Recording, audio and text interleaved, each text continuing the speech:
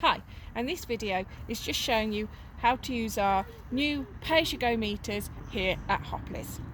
On arrival, you will be issued with your key card. This key card is programmed to the individual meters, so please don't lose it. It will be pre-programmed with £10. This is payable on arrival. You're welcome to add as much credit on there as you want, and it will be fully refunded to you at the end of your stay, any credit that has not been used.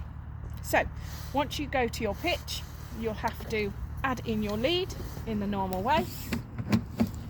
You will also have to turn the switch on by turning this grey switch vertical. Then you add your credit. You simply get your card with the pin facing the meter, open up the door, pop the card in till you hear the noise. Pop it back out and you'll be able to read the digits on the meter, which is kilowatts per hour.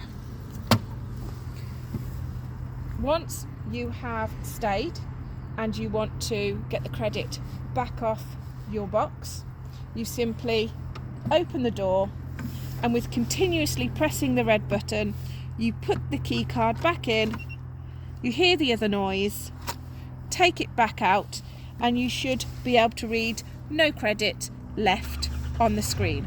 If there are digits still on the screen, it means you haven't held the red button in the whole time.